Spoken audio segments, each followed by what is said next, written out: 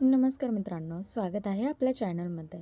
तर जसे की आपण काही दिवस झाले पाहिले की ई-के-वाय-सीची संधी ही पुन्हा लाडक्या बहिणींना मिळालेली आहे. तर आता तरी देखील काही महिला अशा आहेत ज्यांना कळालेले नाही आहेत की ई-के-वाय-सी करायची कशी? ई-के-वाय-सीची प्रक्रिया काय असणार? किंवा त्यामध्ये काही अडचणी येत आहेत किंवा त्या अडचणी कशा सोडवायच्या? लास्ट टाईम जी काही ई-के-वाय-सी करताना चुका झाल्या होत्या, तर त्या चुका यावेळेस होऊ नये याची दक्षता घ्यायची. पण ती दक्षता कशी घ्यावी, त्याची काळजी कशी बाळगावी किंवा काय? आता ई-के-वाय-सीमध्ये मोठा बदल करण्यात आलेला आहे. जसं की आपण पाहिले की सरकारने पुन्हा एकदा ई-के-वाय-सीची संधी दिलेली आहे.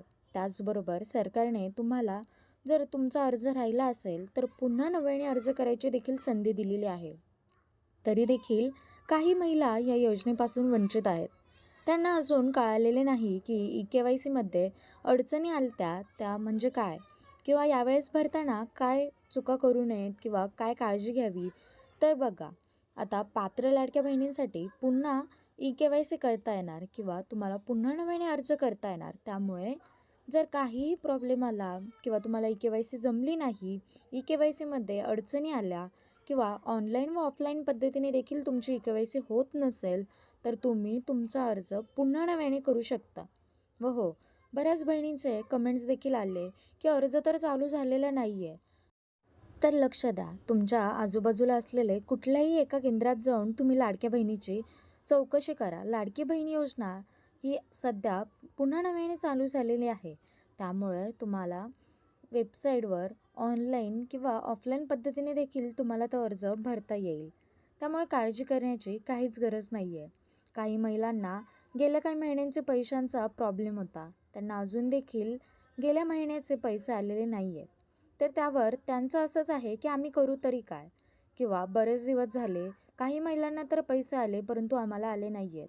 तर याचं सर्वात मोठं व मेन कारण असं आहे की तुम्ही पुन्हा ई-के-वाय-सी केलीच नाही आहे. ज्यावेळेस सरकारने लास्ट टाईम ई-के-वाय-सी दुरुस्तीचा ऑप्शन दिला होता, तुम्हाला तुमची ई-के-वाय-सी दुरुस्ती करता येत होती, त्यावेळेस बऱ्याच महिलांनी याच्याकडे दुर्लक्ष केलं व आता ते त्याचे परिणाम भोगत आहेत. परंतु आता त्यांचं असं आहे की आम्ही त्या चुका सुधारायच्या कशा? त्याच्यावर तुम्हाला एकच ऑप्शन आहे. तुम्ही तुमची ई-के-वाय-सी करून घ्या. ई-के-वाय-सी राहिली असेल तरी करा किंवा ई-के-वाय-सीमध्ये दुरुस्ती असेल तरी देखील तुम्ही पुन्हा नव्याने ई-के-वाय-सी करू शकता. त्याचबरोबर तुम्ही तुमचे नवीन अर्ज पुन्हा नव्याने अर्ज करून तुमच्या लाडकी बहीण योजना हे चालू ठेवू शकता. लाडकी बहीण योजना याचा जर गेल्या महिन्याचा लाभ तुम्ही घेतला नसेल, तर तुम्ही एकदा पुन्हा नव्याने अर्ज करून बघा. त्यामुळे देखील तुमचे राहिलेले पैसे अकाउंटला येतील. त्याचबरोबर याच्याकडे तुम्ही बारकाईने लक्ष द्या. लास्ट टाईम याच कारणामुळे बऱ्याचशा महिलांचे अर्ज बाद झालते. का? कारण त्यांनी ई-के-वाय-सी केलीच नव्हती किंवा त्याच्याकडे फारसं लक्ष दिलं नव्हतं. परंतु आता तुमच्याकडे पुन्हा एकदा संधी आहे. तुम्ही पुन्हा नव्याने ई-के-वाय-सी करून तुमच्या अकाउंटला दरमहा ₹1500 घेऊ शकता.